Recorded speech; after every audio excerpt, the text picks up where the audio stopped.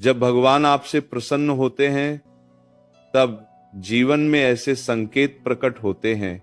ध्यान से सुनिए, भगवान की कृपा शोर नहीं करती, वह ढोल नगाड़े बजाकर नहीं आती, वह बहुत शांत होकर आती है और मनुष्य पहचान भी नहीं पाता। मनुष्य समझता है कि कृपा मतलब धन मिलना, मान सम्मान मिलना, सब लोग साथ खड़े होना, परंतु सत्य यह है, कई बार जब भगवान अत्यंत प्रसन्न होते हैं तब वह सबसे पहले आपका सहारा छीनते हैं ताकि आप उनका सहारा पकड़ लें। कृपा हमेशा सुविधा के रूप में नहीं आती, कई बार वो जागरण के रूप में आती है।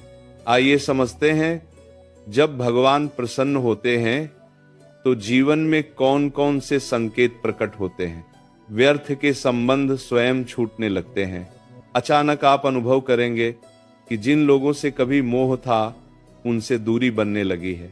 बिना झगड़े, बिना कारण, बिना कटुता, बस मन हटने लगता है। पहले जिनके बिना एक दिन नहीं कटता था, अब उनके बिना मन शांत रहने लगता है। ये हानि नहीं है, ये हृदय की शुद्धि है। भगवान हृदय खाली करते हैं तभी उसमें अपना स्थान बनाते हैं। जहां संसार भरा रहेगा वहां परमात्मा का अनुभव नहीं होगा। भीड़ में मन नहीं लगता, एकांत प्रिय होने लगता है। आप पाएंगे शोर से थकान होने लगी है, अनावश्यक वार्तालाप बोझ लगने लगा है।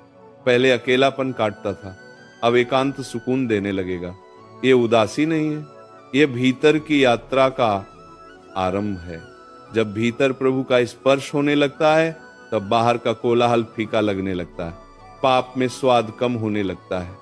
जो बातें पहले आकर्षित करती थी वही अब भारी लगने लगती हैं। मन स्वयं रोकने लगता है, कोई समझाता नहीं, कोई डराता नहीं, फिर भी भीतर से आवाज आती है, यह उचित नहीं है। यह विवेक जागरण है। यह संकेत है कि भीतर बैठा चेतन आपको मार्ग दिखा रहा है। अचानक कष्ट बढ़ने लगते हैं। यह सबसे बड़ा और सबसे कठिन संकेत है। मनुष्य सोचता है मैं भक्ति कर रहा हूं फिर भी कष्ट क्यों बढ़ रहे, परंतु गूढ़ रहस्य यह है, भगवान जब किसी को अपना बनाते हैं तब उसके अहंकार को तोड़ते हैं। सहारे टूटते हैं, योजनाएं विफल होती हैं, अपेक्षाएं गिरती हैं, ताकि मनुष्य कहे अब केवल तुम ही शरण हो। यही शरणागति की शुरुआत है। भीतर अनजाना विश्वास उत्पन्न होता है। परिस्थिति विपरीत होने पर भी भीतर एक सूक्ष्म शांति रहती है। समस्या वैसी ही है, उत्तर अभी भी नहीं मिला, परंतु भय कम हो जाता है। मन कहता है कुछ भी होगा अच्छा ही होगा। ये अंधविश्वास नहीं, ये कृपा का स्पर्श है। नाम, भजन, सत्संग की ओर मन स्वतः आकर्षित होने लगता है।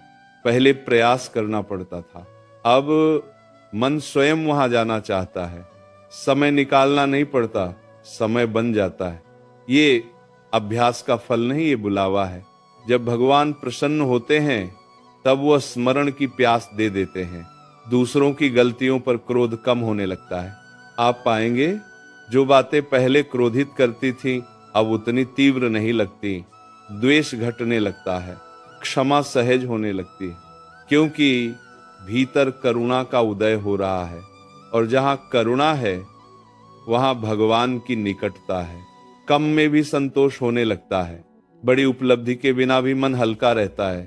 तुलना कम हो जाती है। इच्छाएं समाप्त नहीं होती पर उनका भार कम हो जाता है।